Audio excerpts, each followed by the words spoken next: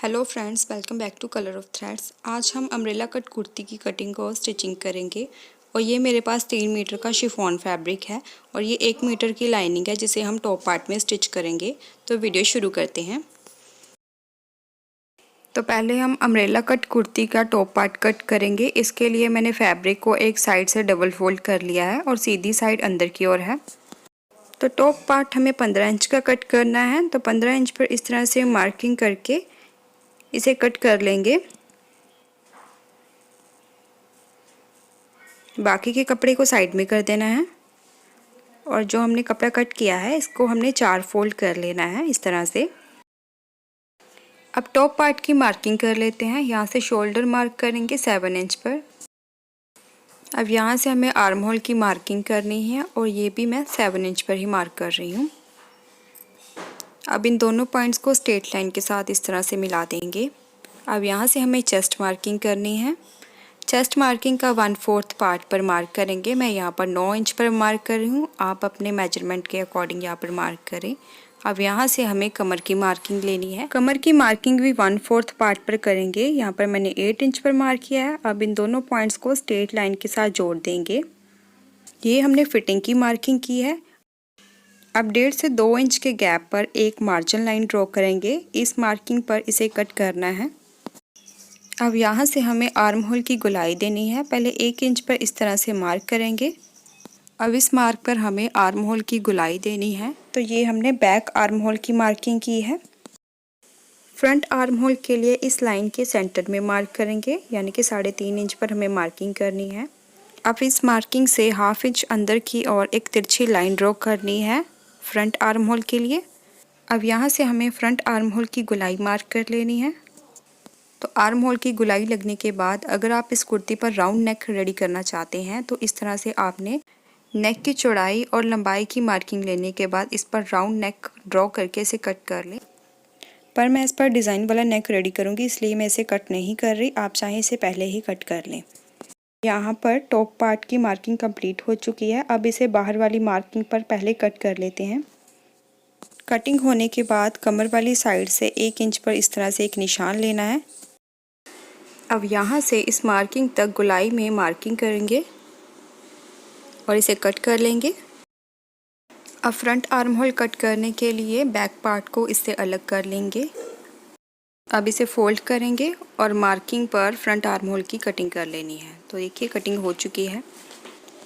Arm hole की cutting के बाद टॉप पार्ट की कटिंग कंप्लीट हो चुकी है। अब इस पर जो हमने लाइनिंग अटैच करनी है उसे कट कर लेते हैं। तो लाइनिंग फैब्रिक की ऐसे डबल फोल्डिंग कर लेनी है। अब इस पर टॉप पार्ट के बैक वाले पोर्शन को ऐसे सेट कर लेना है और इसको एज इट इज़ कट कर लेंगे। तो टॉप पार्ट के लिए लाइनिंग हमने कट कर ली है। अब इस लाइनिंग को फैब्रिक के साथ किस तरह से जोड़ना है वो भी देख लें। तो यहाँ पर मैंने एक फैब्रिक पीस और एक लाइनिंग पीस लिया है। तो फैब्रिक के ऊपर लाइनिंग को सेट करने के बाद बिल्कुल किनारों पर रफ स्टिच लगा के इसे अटैच करना है। तो ऐसे फ्रंट और बैक पोर्शन पर लाइनिंग अटैच कर लेनी है। उसके बाद इस पर नेक रेडी करना है। तो टॉप पार्ट कटने के बाद अब इसका बॉटम पार्ट कट करेंगे और इसके लिए जो बाकी का फैब्रिक था इसकी हमने 2 फोल्डिंग कर लेनी है। सीधी साइड अंदर की ओर है, ये कपड़े की खुली वाली साइड है और इस तरफ बंद वाली साइड है। अब एक कॉर्नर को इस तरह से उठा के इसे ट्रायंगल शेप में फोल्ड कर लेना है इस तरह से। अब देखिए जो हमने फैब्रिक की फोल्डिंग की है इस तरफ कपड़े की बंद वाली साइड है। अब इस पर हमने जो टॉप पार्ट कट किया था उसको इस तरह से सेट कर लेंगे। टॉप पार्ट की कमर की चौड़ाई जहाँ पर सेट आ रही है वहाँ पर उसे प्लेस करके कमर की मार्किंग कर लेंगे इस तरह से। अब टॉप पार्ट को उठा लेंगे तो यहाँ पर हमारी कमर की मार्किंग आ चुकी है। अब इस वाली मार्किंग से नीचे की तरफ लेंथ की मार्किंग लेंगे।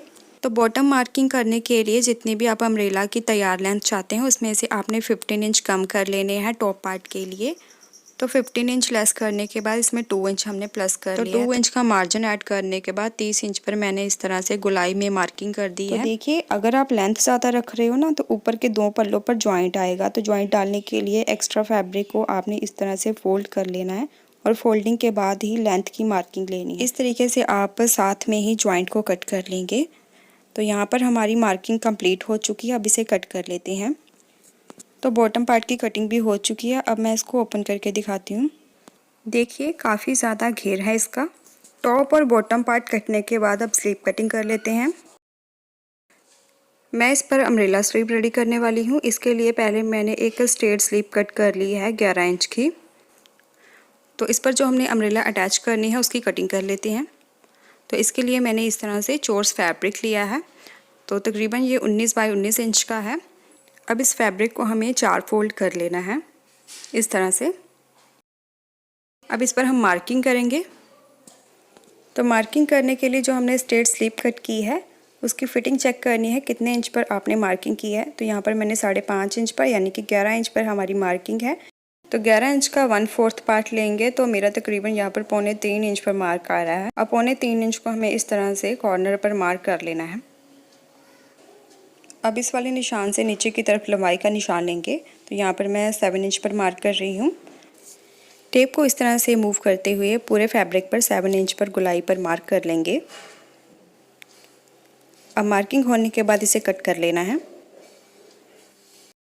तो अम्ब्रेला स्लीव की कटिंग कंप्लीट हो चुकी है। अब इसे किस तरह से सिलना है वो भी देख लेते हैं। इसके लिए जो हमने पहले स्ट्रेट स्लीव कट की थी इसकी पहले फिटिंग की सिलाई देनी है और उसके बाद नीचे वाले पोर्शन को इसके साथ गोलाई में अटैच कर देना है।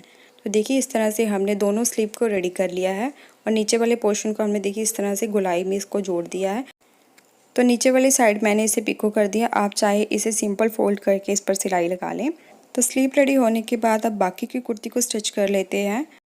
टॉप पार्ट का फ्रंट पार्ट था उस पर मैंने ये नेक रेडी किया है और ये नेक मैंने लेस के साथ रेडी किया है। अगर आपने इसकी वीडियो नहीं देखी तो मैं नीचे डिस्क्रिप्शन में इसका लिंक दे दूँगी, वहाँ पर क्लिक करके आप इस वीडियो को देख सकते हैं। तो इस पर नेक रेडी करने से पहले इसकी रॉन्ग साइड पर मैंने इस तरह से देखिए लाइनिंग को अटैच कर लिया था। अब टॉप पार्ट के बैक वाले नेक को हमने इस तरह से रेडी किया है। इस पर सिर्फ मैंने यहाँ पर उरे पट्टी लगा के इसकी फोल्डिंग कर दी है और इस पर भी हमने लाइनिंग को पहले अटैच कर लिया था। अब बैक पार्ट के ऊपर फ्रंट पार्ट को इस तरह से रखेंगे और दोनों की सीधी वाली साइड अंदर की ओर रखते हुए इसके शोल्डर अटैच कर लेंगे। अब शोल्डर अटैच होने के बाद टॉप और बॉटम पार्ट को अटैच कर लेंगे। तो ये हमने एक बॉटम पार्ट को लिया है, इसके ऊपर टॉप पार्ट को इस तरह से उल्टा करके रखेंगे और यहाँ पर स्टिच कर देंगे। तो इसे हमने स्टिच कर लिया है। सेम इसी तरह से दूसरे पार्ट को भी इस पर अटैच कर लेंगे।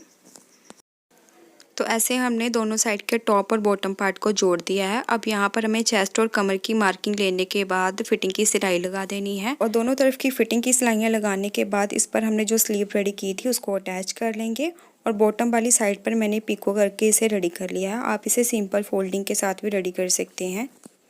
तो इस पर हमने फिटिंग की सिलाई लगाकर स्लीव को अटैच कर लिया है।